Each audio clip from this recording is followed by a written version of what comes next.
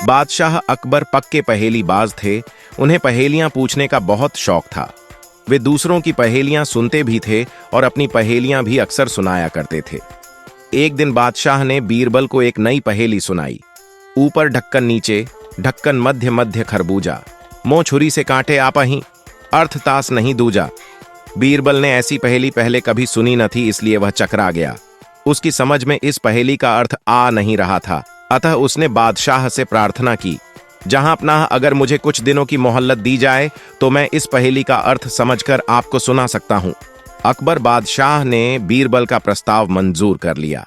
बीरबल पहेली का अर्थ ढूंढते ढूंढते एक गांव में पहुंचा।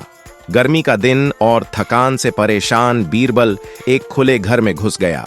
भीतर एक लड़की चूल्हे पर भोजन पका रही थी। बीरबल ने पूछा, बेटी क्या कर रही हो?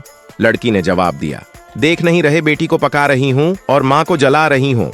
उसका जवाब सुनकर बीरबल को अचरज हुआ। उसने फिर पूछा, और तुम्हारे पिताजी क्या कर रहे हैं? लड़की का जवाब था, माटी को माटी में मिला रहे हैं। अच्छा, तेरी मां क्या कर रही है? बीरबल की उत्सुकता बढ़ती जा रही थी। लड़की का जवाब फिर से पहेलियों की तरह था, मां एक को दो कर रही है। इसके पहले कि बीरबल कुछ और पूछ पाता कि लड़की के माता पिता आ पहुंचे। बीरबल ने सारा समाचार उन्हें बताया तो लड़की के पिता ने कहा कि लड़की ने बिल्कुल सही उत्तर दिया है आपको। मेरी लड़की अरहर की दाल पका रही है, अरहर को चूल्हे में जला जलाकर, और मैं अपनी बिरादरी में एक लाश जलाने गया था। मेरी पत्नी पड़ोस में मसूर की दाल दर रही थी। बीरबल को लगा कि यहां बादशाह की पहेली का जवाब जरूर मिल जाएगा। उसने लड़की के पिता को बादशाह की पहेली सुनाई तो लड़की का पिता बोला, ये तो बहुत सरल पहेली है, इसका अर्थ मैं आपको बतलाता हूं।